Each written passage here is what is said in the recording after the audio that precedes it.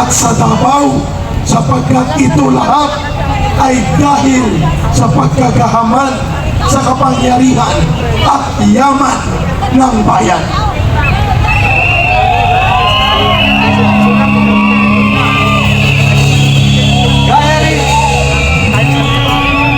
Nakita po natin ang ating kapulisan, gusto lang dugtungan yung binanggit ni Peter patungkol sa ating mga kapulisan na nasa loob ng compound.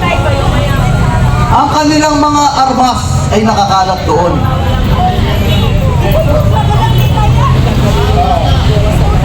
Eto, si Kuya, baka hindi na to, baka maglakad ka na lang pa uwi. Sabi niya, Ayan o, may nagbigay ng 20. sir, umpisa na natin. Oo, Ito umpisa kung na. contribution ko. Tama. Sa piso,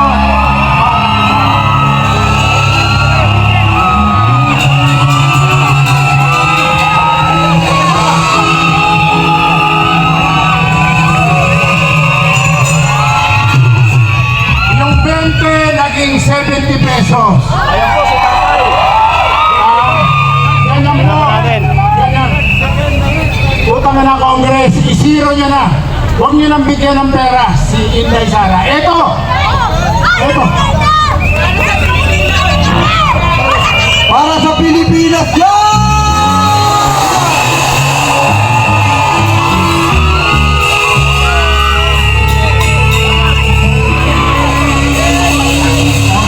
Thank you, kuya. Ita-turn over natin dito sa grupo ng Mayroon pa isang daan. Mayroon pa. Pwede ba ano? Pwede ba ano? May isang daan ba kay nanay? Nanay, nanay. Isang daan pa, nay. Oo. Oo. Isang daan pa galing kay nanay. O may barya pa galing kay Eric.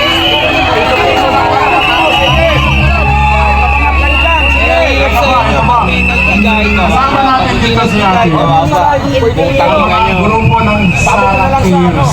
Meron po. Bueno, 20 pesos. Ita-turn over mo natin dito. Yan, yung kita na yan. Madudulog ang puso ko. Ako. Dami na dumami na. Ako. Lagi na nabasan. Nabasan na. Ako, ang dami. Woo! Ako. Nabasan. Ako. Woo!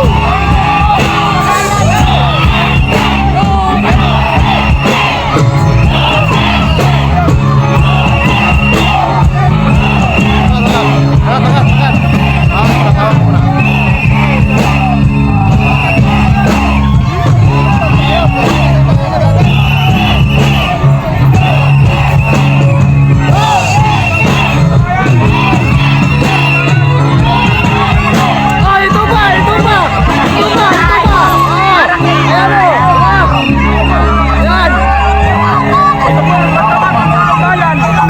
ayan o. Ayan. Ayan na.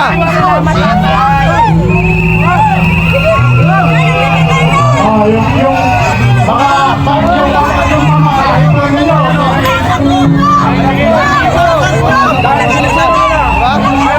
ninyo. Ayan o. Ayan o.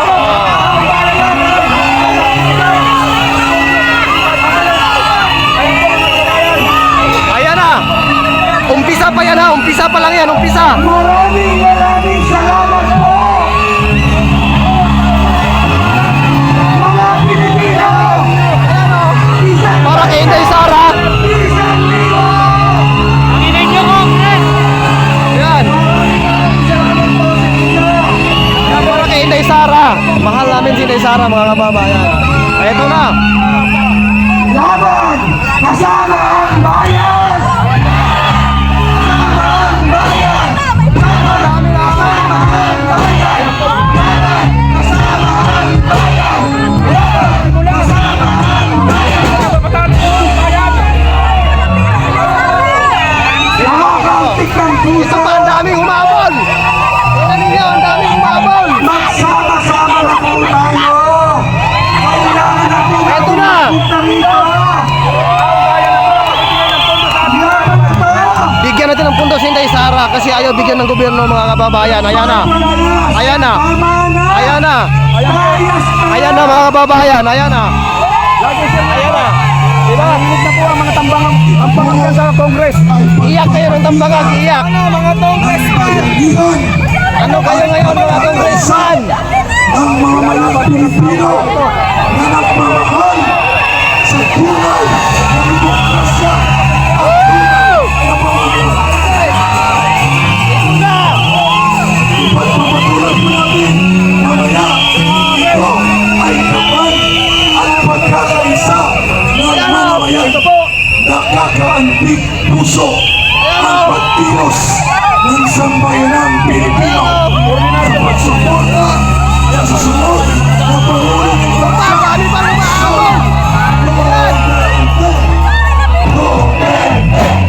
Duterte! Duterte! Ito ang aming pahabol. Hindi inasahan ito. Ito na.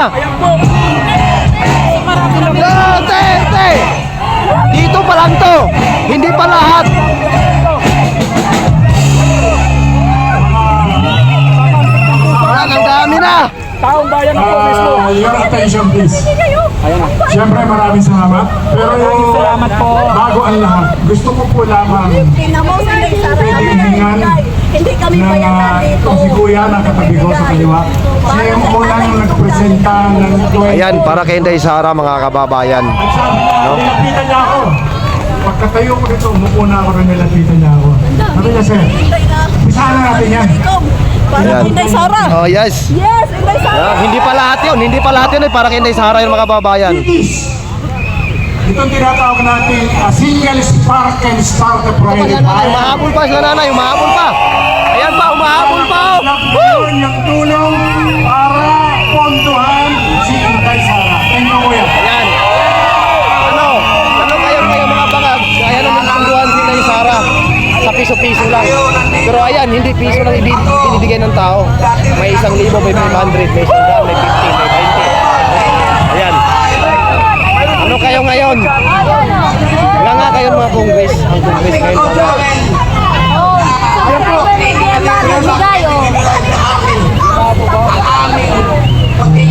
Code of conduct wa Filipino soldier. Number one, I am a Filipino soldier. Well, we all know, I am a Filipino soldier. We all know legal order and the creed of Pelo por superior at all time. Number one, I am a Filipino soldier. I will support and defend the Constitution.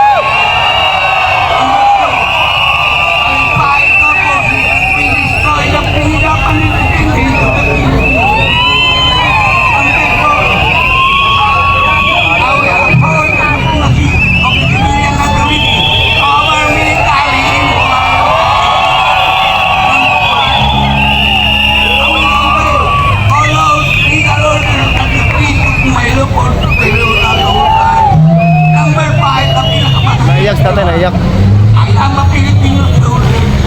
I will live and die in a true Filipino.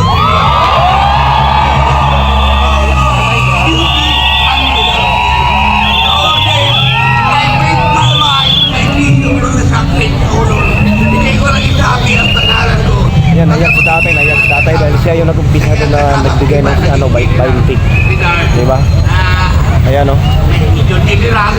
Pero Naiyak sa tatay, naiyak. Grabe. marami na akong buhay. Hindi talaga kami ang first batch. Hindi sa kampo ko. Alam na. Hindi ko lang isabi ng Grabe, naiyak sa tatay mga kabay, naiyak. Oh, tatay, naiyak sa tatay. Dahil sa kanya nag-umpisa yung bike. Na para punduhan din ni Sara. Para sa budget niya sa bilang Vice President. Kasi ayaw na siya bigyan ng gobyerno.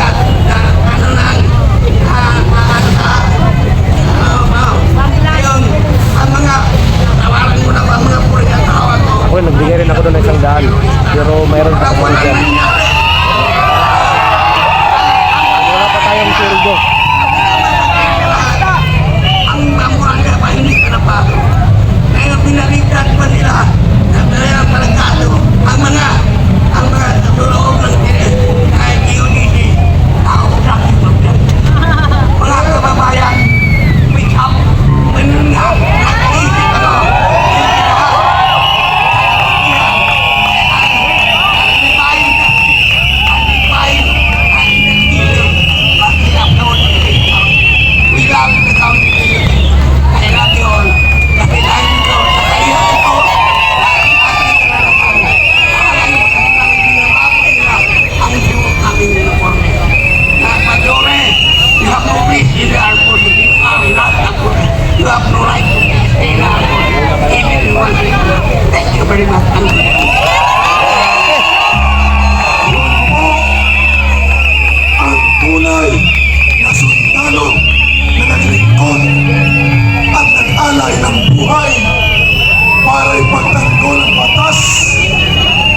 konstitusyon at ang kalayaan ng mga Pilipino.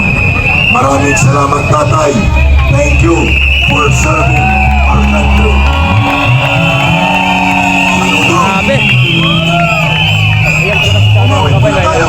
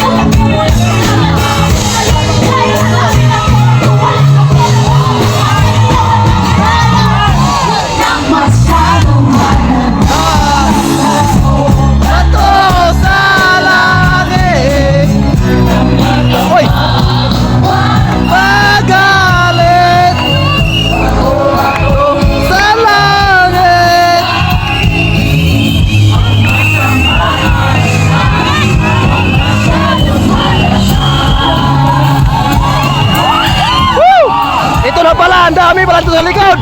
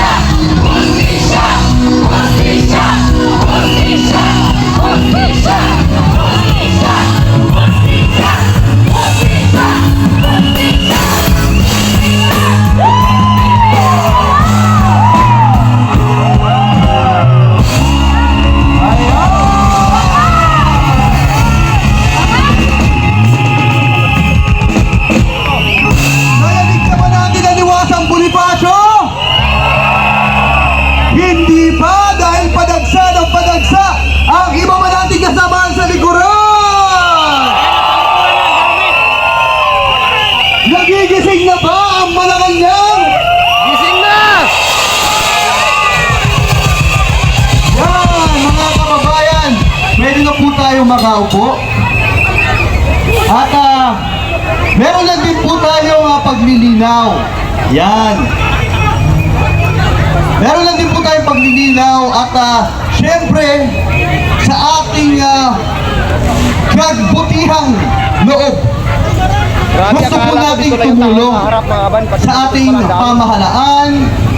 Pero gusto lang din po natin linawin yung, kasi baka ma-fake news tayo at baka magaya tayo kay Ben-Hur Abalos, diba? At gawan tayo ng propaganda sa pagtanggap ng donasyon. Nanginginig na Ayaw sila, po ni tama Vice po, Presidente mga yan. galaxy. Pero nililinaw po natin, yung donation po na yun ay binuo po yun ng isang mabuting organisasyon para tulungan po ang mga layunin po ng ating Vice Presidente sa pagtulong sa kapwa.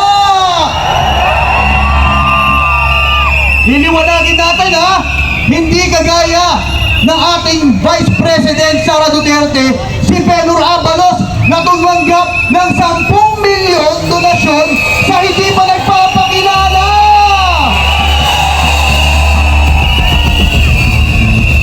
At tayo, malinaw ang ating layunin na hindi sa public official itong ating pagkakaisa. Ito'y pagkakaisa ng taong bayan para tulungan ang ating Vice President sa kanyang layunin na mapabuti. Ito ay kusang loob, kusang tulong at nanggagaling mismo ang tulong-tulong mula sa taong bayan. Linawin natin hindi po si Vice President Sara ang humihingi ng donation. Ito po ay mula sa ating puso sa pagbibigay ng sa isang organisasyon para tulungan ang ating pamahalaan sa gayon ay mas mababuti pa ang kalagayan ng bawat Pilipino. Yan. Dahil i-check nyo yung mga nasa tabi-tabi nyo. Marami rin dyan, hindi nyo alam. Mga nagbablog, pero ginagawa na rin pala kayo ng propaganda. Papayan pa kayong gawan tayo ng propaganda? Dahil dito sa Liwasang Bonifacio, serbisyong totoo lamang.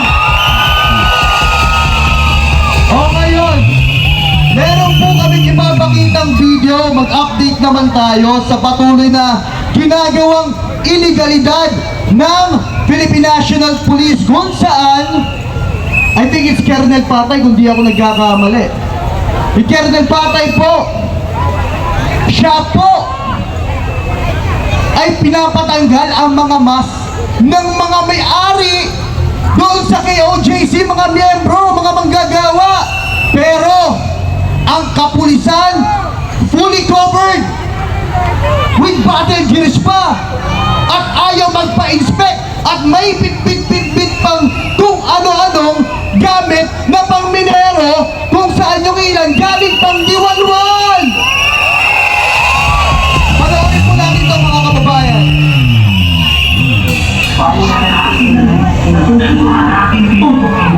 Na-extraction dito, sa sitaw ko na po, nag-relasyon ito ka.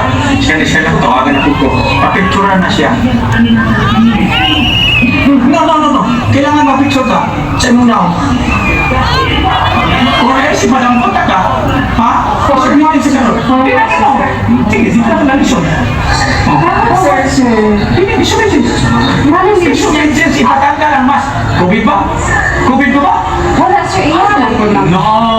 Isunod din na dapat COVID na lang. Yes, this time. This time. Pinunay na security reason, security risk ang dili tanggal umas. Kumikaya siya. Pamikaila siya, amam. Pamikaila siya, gusto na mo magpapag.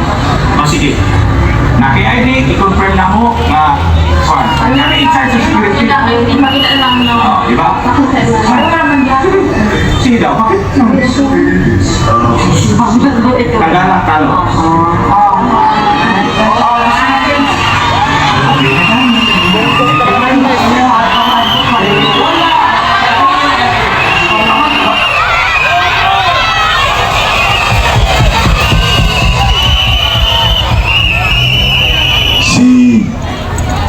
Colonel Lito Patay, Mayroon na po. na-assign yan dito sa Batasan Hills, Quezon City. At gabi-gabi, noong panahon na dapat mamatay yung mga kriminal na hardcore addict tulak, ang isa sa may pinakamaraming natumba na area, ang area niya sa Quezon City, Batasan. Kaya ang pangalan niya, Akman Akma Lito Patay. Ito, pakinggan nyo. Una, bawal ang kanyang ginagawang pananakot. Kasi hindi yun isang courteous, lawful approach. Isa yung forma ng intimidation. Pangalawa, nandun na ang mga leaders ng KOJC na nag-a-identify ng persona kung sino ito. Pangatlo, pwede siyang mag-request pero hindi siya pwedeng manakot. Ang sabi niya, security risk. Bakit? In plain view, sa iyong pagtingin, may baril ba? Babae iyon. At dapat ang iyong pag-evaluate sa security risk ayon sa aktwal at makatotohanan na sitwasyon, hindi sa kung ano ang gusto mong tingnan upang ikaw ay makapanggipit.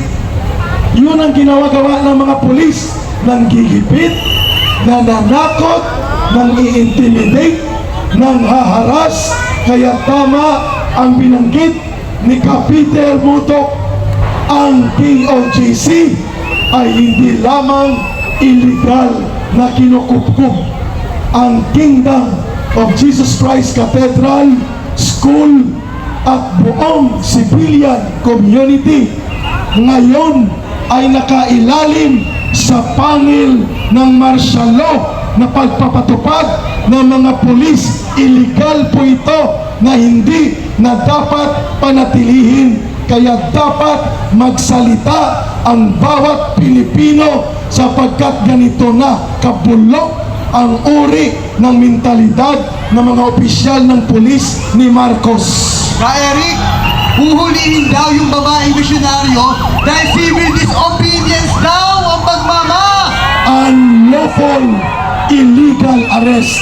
Alam niyo po ba, mga kapatid, 29 po ang illegal na inaresto, ginapos, kinalagkad, sinaktan, tinadyakan, tinulak, babae man o lalaki, puro mga church workers. Kahapon lang nakalabas ang 29 na illegal na inaresto nila. Abusado! Abusado! Abusado! Abusado! Abusado! Abusado! Abusado! Announcement muna, dumadami, lumalawak ang nagpa-participate sa liwasang Bonifacio hanggang sa likod ng entablado, puno na ng tao at patuloy na nagtitipon-tipon, pumupunta at umaagos ang taong bayan sa liwasang Bonifacio. At ngayong gabi, kasama din natin ang mamamayan ayaw sa digmaan, Ginoong